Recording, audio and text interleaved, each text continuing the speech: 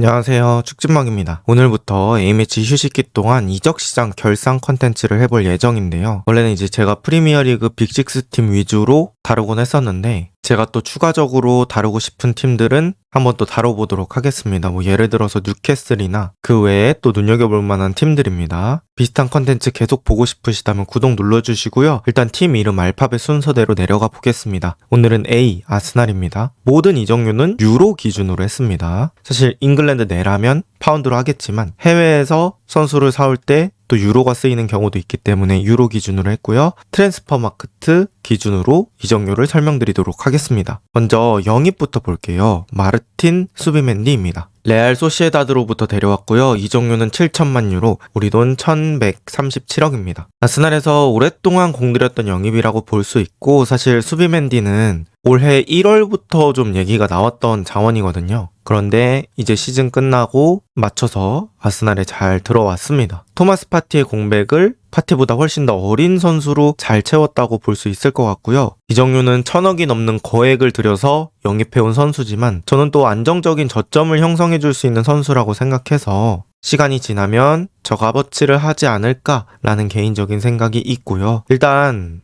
프리미어리그의 타이트한 압박 강도에 대해서는 조금 적응할 필요가 있을 것 같습니다. 그래서 지금 라이스랑 뒤쪽에서 풀어나가는 모습들을 보면 그래도 뒤쪽에서 유기적인 움직임은 잘 만들어주는 것 같거든요. 물론 이제 프리시즌 때가 조금 더 좋았다고 볼 수 있긴 한데 또 A매치 갔다 와서 어떻게 적응하는지 지켜보도록 하겠고요. 일단 수비맨디는 팀의 성향을 타지 않을 것 같은 플레이 스타일을 가지고 있습니다. 기본기가 워낙 좋기 때문에 실패 확률이 낮지 않을까 싶고요. 저 개인적으로는 잘 데려온 영입이 아닌가 라고 생각이 듭니다. 두 번째 영입은 에베르치 에제입니다. 크리스탈 팰리스로부터 데려왔고요. 이적료는 6,930만 유로, 우리 돈 1,125억입니다. 아스날이 그렇게 바라던 왼쪽 윙어 영입에 성공했고요. 사실 토트넘으로 이적이 거의 확정되는 것 같았으나 에제가 마음을 돌렸고 아스날로 가게 되었습니다. 아스날이 우승의 문턱에서 좌절할 때 항상 이 왼쪽 윙어가 좀 걸림돌이 될 때가 있었거든요. 특히나 저는 챔피언스리그 토너먼트 단계에서 그런 것들을 많이 느꼈고요. 이 에제라는 선수 아스날의 우승에 매우 중요한 역할일 것 같습니다. 에제가 얼마만큼 왼쪽 윙어에서 해주느냐에 따라서 또 아스날의 결과가 많이 달라질 것 같고요. 탄탄한 기본기, 쫀득한 퍼스트 터치, 높은 축구 지능, 플레이메이킹 능력 이런 것들을 보유하고 있는 선수이기 때문에 또 기대해 볼 만합니다. 또 왼쪽 윙어뿐만 아니라 공격형 미드필더 자리도 뛸 수 있는 멀티 포지션 성향의 프리미어리그 경험까지 있어서 저는 개인적으로 좋은 영입이라고 생각을 하고요. 이제 지금까지 실력은 잘한다고 인정받을 수 있겠지만 또 아스날에서 아르테타 아래서는 어느 정도 실력을 보여줄 수 있을지는 미지수기 때문에 과연 에제가 아스날의 우승을 만들어낼 수 있을지 지켜보도록 하겠습니다. 그 다음 영입해온 선수 빅토르 요케레스입니다. 스포르팅 CP에서 데려왔고요. 이적료는 6,580만 유로, 우리 돈으로 1,068억 정도입니다. 아스날의 가장 뜨거운 마음으로 입성한 남자라고 볼 수 있을 것 같아요. 이제 아스날로 오는 과정에 좀 우여곡절이 많았고요. 요케레스는 여러 가지 방법을 동원해서 아스날에 매우 간절하게 입단했습니다. 하베르츠와는 다른 유형으로 사용할 수 있는 톱이고요. 아스날이 그동안은 역습에서 엄청난 강점을 보여주지는 못했었는데 역습에서 또 자신만의 공격 방법을 보여줄 수 있는 선수고 여러분들도 아시겠지만 아스날은 중하위권에 비기거나 지면서 승점을 드랍하는 경우가 많기 때문에 중하위권 상대로 얼마나 득점을 만들어낼 수 있느냐 이런 것들이 또 요케레스의 가장 중요한 임무라고 볼 수 있겠습니다. 그런데 요케레스가 지금까지는 좀 몸이 무거워 보이기도 하고 또 약간의 투박함이 저는 있다고 생각을 하거든요. 그래서 두 번의 득점을 신고한 건 좋았지만 그런 투박함을 고쳐나가는 게 급선무가 아닐까 싶습니다. 특히나 하베르츠가 부상으로 공백기를 가지는 동안에는 요케레스가 더더욱 잘해줄 필요가 있겠죠. 그 다음은 노니 마두에케입니다. 첼시로부터 데려왔고요. 이적료는 5,600만 유로, 우리 돈 909억 정도로 데려왔습니다. 왼쪽 잉어, 오른쪽 잉어 모두 서브나 로테이션이 가능한 자원입니다. 나이 23살이기 때문에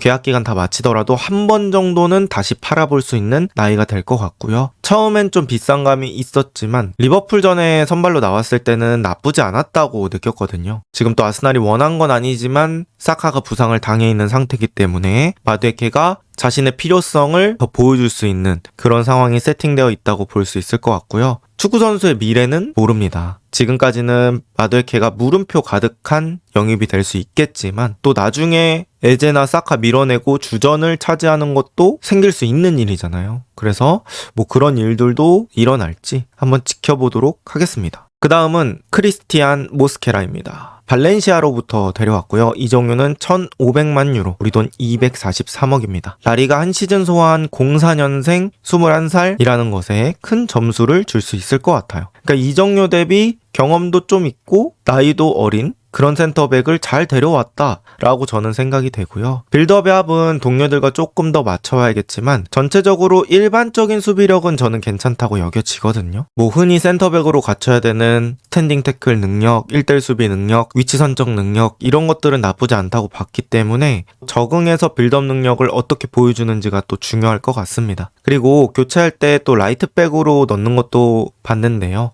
아르테타 감독이 라이트백도 생각해 두는 것 같습니다. 어쨌든 뭐 서브치고는 퀄리티 높은 자원을 데려온 게 아닌가라고 생각이 들고요. 그 다음은 크리스티안 뇌르고르입니다. 브렌트포드에서 데려왔고요. 이적료는 1,100만 유로, 우리 돈 178억입니다. 수비맨디의 서브라고 봐야겠죠. 나이는 31살이긴 하지만 또 다르게 생각하면 프리미어리그 경험은 충분하다고 얘기할 수 있을 것 같고요. 확실히 뭐 브렌트포드에서 주장으로 뛰었던 기간이 있더라도 이제 수비맨디랑 교체해가면서 뛰었을 때 역체감이 드는 건 어쩔 수 없는 부분이긴 하더라고요. 아무래도 조금 더 몸이 두꺼운 느낌이 있고 그래서 민첩성이 좀 떨어지는 느낌이 있습니다. 하지만 네르고르 브렌트포드에서 뭐 세트피스에서 헤더 득점을 하는 경우들도 있었고 그리고 뭐 쓸어주는 태클 이런 것들은 장점이 있기 때문에 또 본인만의 장점을 살려서 아스날의 서브 역할을 잘 할 수 있을지도 지켜보도록 하겠습니다. 어떻게 서브로 적응할지 그리고 얼마나 자주 나와서 수비맨디의 체력을 아껴줄지 이런 것들이 중요하지 않을까 싶어요. 그 다음 그 외의 이적들 한번 보도록 하겠습니다. 골키퍼 케파리사발라가가 저게 5,800만 유로가 아니라 580만 유로입니다. 죄송합니다. 580만 유로 94억에 완전 영입이 되었습니다. 아스날의 서브키퍼로 활약할 것 같고요. 승부차기가 약한 라야의 컵대회 승부차기용으로 또 교체를 해볼 수 있을 것 같습니다. 그리고 경험도 많은 편이기 때문에 혹시나 이제 라야가 부상당한다면 꽤 든든하게 서브 퀄리티를 채워줄 수 있지 않을까 생각이 되고요. 그 다음은 피에로 인카피에입니다. 인카피에는 5,200만 유로 844억 정도의 완전 이적 옵션이 있습니다. 아스날 수비 뎁스를 크게 늘려줄 것으로 예상이 되고요. 사실 인카피에라는 선수가 일단은 임대로 왔지만 아스날이 지금 정리하는 상황들을 보면 다음 시즌에 아스날에 합류할 가능성이 매우 높다고 생각이 되고요. 왼쪽 풀백, 센터백 다 가능한 자원이기 때문에 아르테타가 얼마만큼의 기회를 또 부여할지 이런 것들이 되게 기대가 되는 자원입니다. 레버쿠젠에서도 좋은 모습을 보여줬던 자원이기 때문에 또 실력적인 거는 어느 정도 보장이 되어 있다고 볼 수 있겠습니다. 그 다음 아웃입니다. 아웃은 키어런 티어니가 셀틱으로 갔습니다. 이적료는 FA이고요. 아스날에 오랫동안 있었지만 부상으로 출전 빈도가 감소하면서 많이 나오지는 못했던 것 같아요. 그리고 이제 레알 소시에다드 임대 갔다가 결국에는 아스날에 돌아왔지만 뭐 교체로 잠깐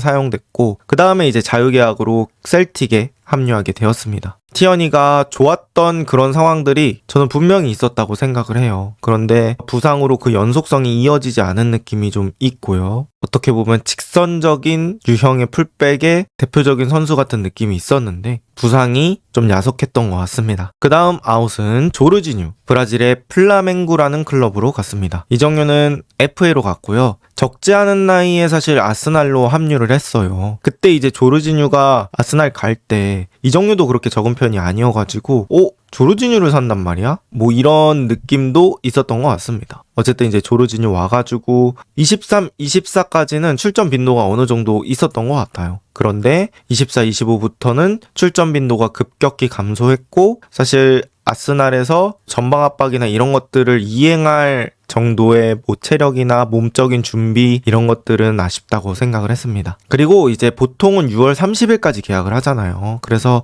6월 30일에 정확히 계약이 만료되는 건데 아스날이 좀 앞당겨서 해지를 해줬고 조르지뉴는 플라멩고에 빠르게 합류해서 클럽 월드컵에 출전할 수 있었습니다. 그 다음 아웃 선수는 토마스 파티입니다. 토마스 파티는 FA로 풀려난 이후에 팀을 좀 나중에 찾았죠. 그래서 비아레알로 향하게 됐고요. 토마스 파티 마지막 시즌에 잘했거든요. 근데 이제 재계약을 왜 아스날이 망설였냐면 파티가 또 한 시즌 온전히 뛰는 게 그렇게 많은 일이 아니라서 부상의 위험도 있고요. 4억대를 그 당시 수령하고 있었기 때문에 주급도 꽤 높은 편이었고 나이도 적은 편이 아니고 게다가 재판 이슈까지 있기 때문에 이런 여러 위험 요소들을 가지고 재계약하는 것보다는 다른 서브를 사오는 게 낫겠다 이렇게 판단을 했던 것 같고요. 이제 토마스 파티는 풍겨지는 포스와는 다르게 공을 좀 예쁘게 차는 스타일이잖아요. 그래서 후방에서 볼 배급을 되게 잘 해주는 그런 선수였는데 마지막 시즌에는 또 토마스 파티의 고질병과도 같은 그런 부상 없이 오른쪽 풀백 땜빵까지 좀 잘 해줬던 것 같습니다. 그러면서 결국에는 토마스 파티는 FA로 아스날에서 풀려나게 되었습니다. 그 다음은 토미야스 타케히로입니다. 현재는 소속팀이 없고요. 이정료는 이제 상호 해지라고 제가 적었는데 아마 이제 계약 기간이 더 남아 있었을 건데 토미야스가 너무 부상을 당하다 보니까 서로 해지를 한 것 같습니다. 전설의 6분자라고 하는데 24-25 시즌 토미야스 출전 기록이 6분이에요. 그리고 나머지는 부상으로 뛰지 못했습니다. 키도 크고 수비력도 괜찮고 양발 사용에도 꽤 능한 편이라고 볼 수 있거든요. 그리고 왼쪽 풀백 오른쪽 풀백 다 되고 근데 부상이 계속해서 발목을 잡았고요.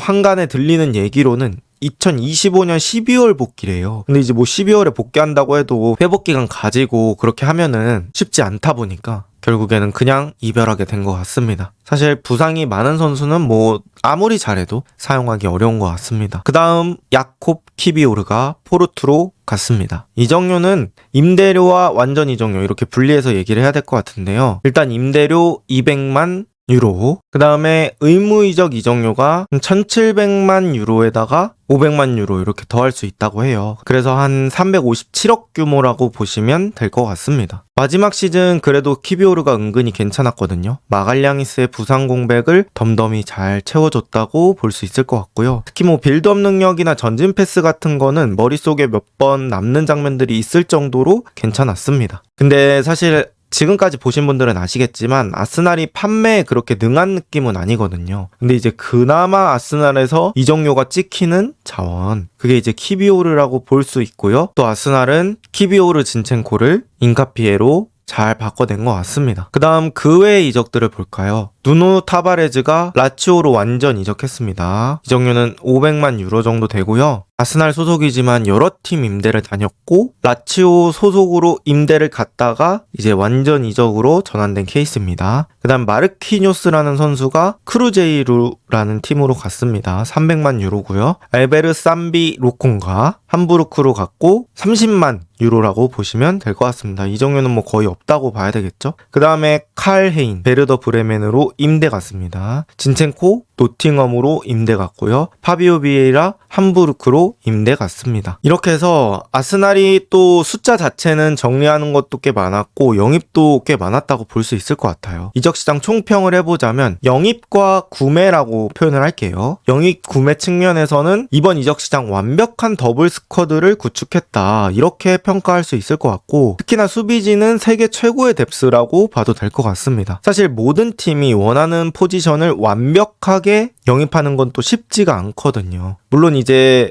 아스날이 영입해온 선수들의 퀄리티에 완벽히 만족할지는 모르겠습니다. 제가 아스날 속마음은 모르기 때문에. 그런데 어쨌든 간 포지션에 알맞게 데려온 건 또 맞잖아요. 그리고 특히나 수비진은 세계 최고의 뎁스라고 봐도 무방하기 때문에 이제 순수 데려온 측면에서는 좋은 점수를 줄 수 있지 않을까 싶습니다. 되게 깔끔한 이적 시장이 진행이 됐다 이렇게 볼 수 있을 것 같아요. 근데 이제 방출 판매 측면에서는 사실 좋은 점수를 절대 받을 수 없겠죠. 지금 보시는 것처럼 아시겠지만 이렇다 할 큰 판매가 없습니다. FA로 나가는 선수들이 너무 많았고 그런 것들은 부상도 있겠고 파는 타이밍을 놓쳤던 것도 있겠고 여러 가지 측면들이 있겠죠. 근데 이제 아스날이 판매 없이 이렇게 많은 돈을 쓴다는 거는 이제 이적 시장에서 판매하는 수입 말고 다른 부가적인 수입들이 되게 많다는 거거든요. 그래서 또 아스날의 구단 파워를 체감할 수 있었던 그런 상황이 아닐까 싶습니다. 이제 아스날의 이적 시장은 끝이 났고요. 이제는 선수들과 감독의 차례입니다. 선수들과 감독이 이 영입된 스쿼드를 가지고 어떤 퍼포먼스를 보여줄지, 그리고 사실 이 정도 스쿼드를 구축해 놨으면 이제는 정말 트로피를 들어야 되지 않나라는 생각이 듭니다. 과연 아스날은 이번 시즌 우승을 차지할 수 있을까요? 이번 영상은 여기까지입니다. 좋은 하루 보내세요.